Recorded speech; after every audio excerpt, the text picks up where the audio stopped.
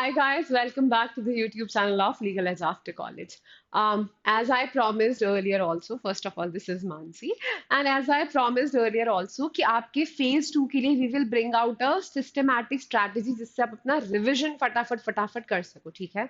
Starting from today, almost आपके पास 28 to 30 days हैं for your exam. ठीक है, अब कैसे करना है revision for SEBI grade A phase 2। तो जितने भी लोगों ने, सबसे पहली बात तो जितने भी लोगों ने फेज 1 का एग्जाम दिया है, विदाउट वरीइंग अबाउट कि क्वालिफाई करेंगे या नहीं करेंगे, अपनी फेज 2 की प्रेपरेशन स्टार्ट कर दो। अपना फेज 2 का रिवीजन प्रॉपरली करना स्टार्ट कर दो। ये बैठो मत, ये सोचो मत कि नहीं नहीं होगा क्वालिफाई तो क्या, ये सब बिल्कुल भी नहीं सोचना है। हो सकता है हो जाए, एक नंबर से हो जाए, है ना? You never know. So always always keep studying, keep reading, अपना रिवीजन करते रहो, अपनी पढ़ाई करते रहो। और ये वीडियो उन सबके साथ शेयर करो जिन्होंने सेबी का एग्जाम दिया है और जो फेज 2 भी देंगे। एंड आई एम श्योर कि आप में से बहुत सारे लोग फेज 2 देंगे। ठीक है, लाइक करो और सब्सक्राइब करो चैनल को if you have not yet subscribe.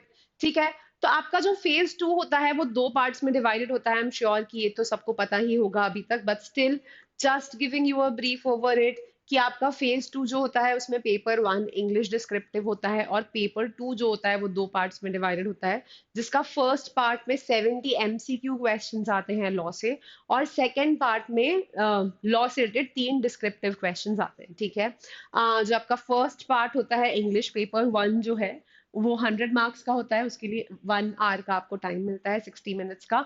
Descriptive होता है, यहाँ पर लिखने के लिए आपको पुराना वाला जो कीबोर्ड होता है वो मिलेगा। तो कीबोर्ड पे लिखने की अगर आदत नहीं है तो थोड़ा सा कीबोर्ड यूज करने की आदत डाल लो। ठीक है, फिर इसके बाद आपका ये जो 70 एमसीक्यू क्वेश्चंस और ये 3 डिस्क्रिप्टिव क्वेश्चंस टोटल मिला के 100 मार्क्स का होता है। ये 70 मार्क्स के होते हैं एमसीक्यू क्वेश्चंस, और डिस्क्रिप्टिव क्वेश्चंस 10-10 मार्क्स ईच के होते हैं। ये करने के लिए 70 क्वेश्चंस एमसीक्यू वाले के लिए 60 मिनट्स मिलते हैं और डिस्क्रिप्टिव वाले के लिए भी 60 मिनट्स मिलते हैं। ठीक है, 60 मिनट्स में 3 डिस्क्रिप्टिव क्वेश्चंस करना कोई बहुत ज्यादा डिफिकल्ट काम नहीं है, पर फिर भी वो लोग जिन्हें टाइपिंग की आदत नहीं है उनके लिए थोड़ा सा कॉम्प्लिकेटेड हो सकता है। और ऐसा होता है एग्जाम्स में, हम ना फ्लो में खो जाते हैं। जब हम आंसर्स लिखना चालू करते हैं हम फ्लो में खो जाते हैं। तो इस चीज का बहुत ध्यान रखना कि 3 क्वेश्चंस हैं, 60 मिनट्स हैं, एक क्वेश्चन को 20 मिनट से ज्यादा का टाइम हम यहाँ पर किसी भी हालत में प्रोवाइड नहीं करेंगे। ठीक है, जिससे कि हम एक इक्वल टाइम डिस्ट्रीब्यूशन करके प्रॉपरली अपने पेपर को टाइमली कंप्लीट करें। पेपर में एटलीस्ट डिस्क्रिप्टिव पार्ट में हम कुछ छोड़े नहीं। हाँ, एमसीक्यूज वाले पोर्शन में आपको ध्यान रखना है कि आपका 70 क्वेश्चंस जो हैं, आपके जो 70 एमसीक्यूज है वो आप बहुत इजीली कर ले 60 मिनट्स में। ठीक है, 60 मिनट्स है तो उसका ध्यान रखिएगा। ठीक, ओके, चल अब आगे बढ़ जाते हैं। ये आपका सिलेबस है, आई एम श्योर अभी तक आप लोगों को पता होगा। क्रिमिनल लॉ आता है, क्रिमिनल लॉ में आपका ओल्ड क्रिमिनल लॉज ही आने वाले हैं, तो आईपीसी, सीआरपीसी, फिर एविडेंस एक्ट आता है। कॉर्पोरेट लॉ में कंपनीज एक्ट, आईबीसी, एलएलपी, फिर सिक्योरिटीज लॉ जो है आपके, यही आपका सिलेबस है। ठीक, एक और चीज पे ध्यान दो कि सिक्योरिटीज लॉ जो है वो मेजर चंक है, 40% ऑफ द सिलेबस है, और 30% आपका कॉर्पोरेट लॉ है और 30% आपका क्रिमिनल लॉ है। ठीक, अब हम देख लेते हैं कि हमें इसको किस तरीके से डिवाइड करना है और हमें इसे कैसे करना है। तो हम सबसे पहले तो हमारे सेबी रेगुलेशंस से पढ़ना चालू करेंगे। ठीक है, या फिर अगर आपको लगता है कि आपके सेबी रेगुलेशंस थोड़े वीक हैं और आपका क्रिमिनल लॉ स्ट्रांग है, तो आप इस ऑर्डर को आगे पीछे भी कर सकते हैं। ठीक है, तो आप इस ऑर्डर में पहले क्रिमिनल लॉज को पढ़ सकते हैं, बाद में सेबी के रेगुलेशंस को पढ़ सकते हैं। That's completely up to you, but किसी भी एक्ट को रिवाइज करने में हमें इससे ज्यादा टाइम या इससे ज्यादा दिन नहीं लगाने। ठीक है, तो आपका SEBI depositories and participants regulation 2018 जो है इसको हम 2 दिन देंगे। फिर आपका SCRA, stock exchanges and clearing corporation regulation जो है, that also you can give 2 days।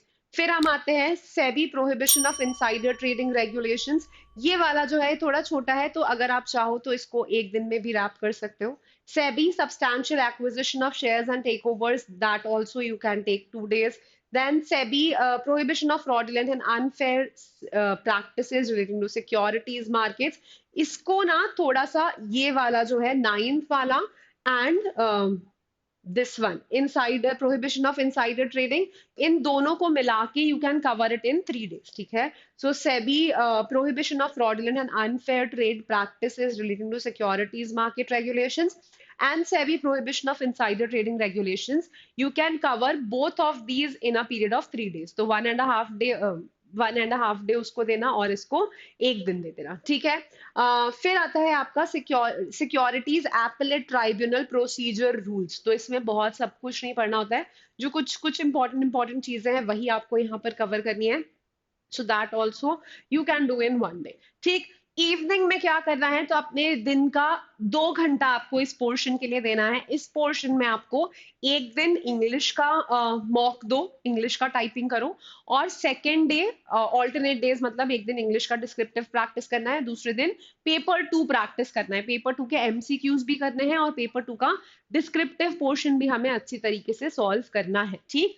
और रिविजन जो मैंने लिखा हुआ है, in that you have to analyse your mock. Mock का रिविजन करना है, एनालाइज तो चलो छोड़ो, मॉक के जो एमसीक्यू वाले पोर्शन है 70 एमसीक्यूज, उनको थोड़ा रिवाइज करो। अगर जिस भी मॉक को आप दे रहे हो डिस्क्रिप्टिव वाले पोर्शन में उससे रिलेटेड कोई आंसर की है, सैंपल आंसर है, जो भी है, एक बार क्रॉस चेक करो कि किस तरीके से लिखा है, कुछ की पॉइंट आपने मिस आउट तो नहीं करा, ठीक। अब जब आपके यहाँ पर 10 days हो जाएंगे, अब हम आगे बढ़ते हैं, ठीक। 10 days की जगह in fact this will be wrapped up, this should be wrapped up within a period of 8 days, okay.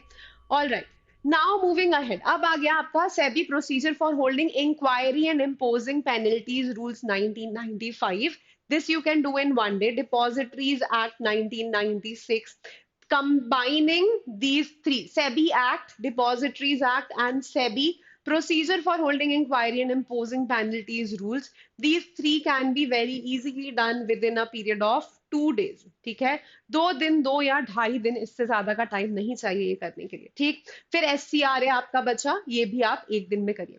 Companies act, देखिए I am giving you here a revision strategy, एक रिविजन टाइम टेबल है ये आपका, अगर किसी ने नहीं पढ़ा है तो वो भी ट्राई कर सकते हैं, but this is more like a revision time table कि इतने दिनों में आपको रिवाइज करना है, ठीक है।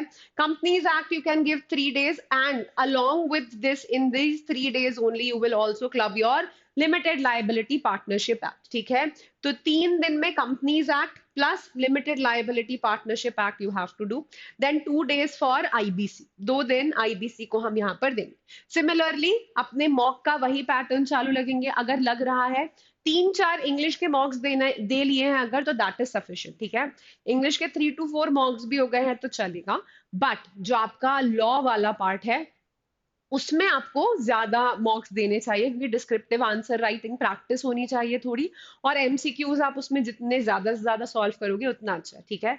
इंग्लिश के लिए again 3 to 4 मॉक्स, I am saying that for the people जिनका इंग्लिश अच्छा है। अगर आपका इंग्लिश अच्छा नहीं है, if you think that your English is weak, तो आपको वहां पर ज्यादा मॉक्स देने की भी जरूरत हो सकती है, ठीक है। Okay, now will do our criminal law वाला पोर्शन। तो क्रिमिनल लॉ लास्ट में इसलिए रखा है कि थोड़ा सा रिलैक्स हो जाओगे अपना पढ़ के, ठीक है।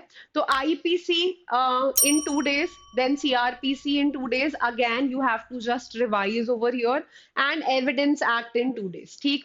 इसके बाद आपके पास बचेंगे लास्ट के 3 से 4 दिन। अब 3 से 4 दिन में क्या करना है, उठाओ अपने बेयर एक्ट्स या रेगुलेशंस जहां से भी आपने पढ़ा है, and start quickly spinning through the pages, उनको प्रॉपरली रिवाइज करना चालू करो।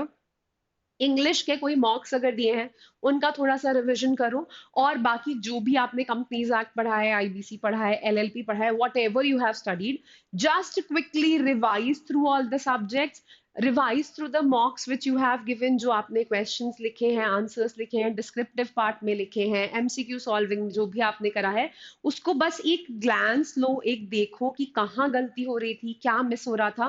That is what you have to do in the last 3 days, ठीक।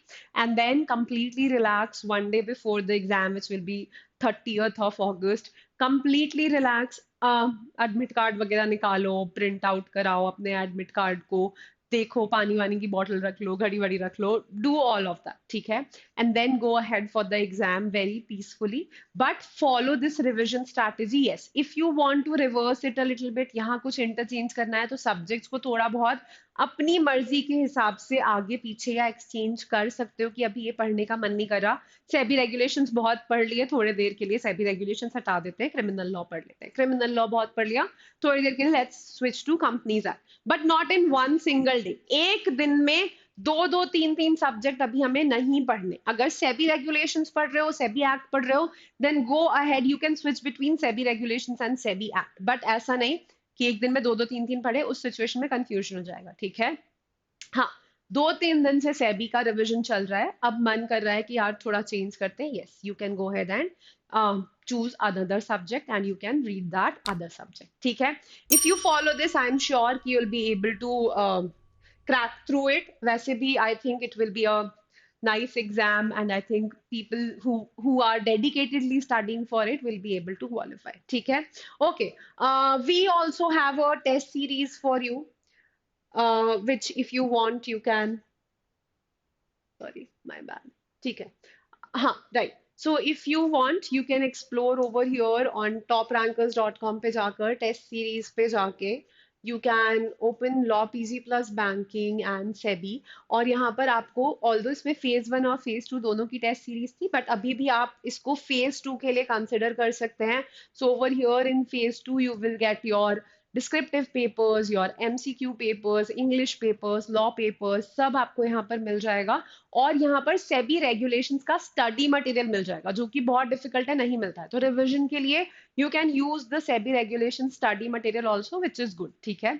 So if you want you can explore this, and that was it from my side. I am wishing you all the best, stay relax and keep up with your preparation. Like, share, and subscribe, and take care of yourselves. Bye bye.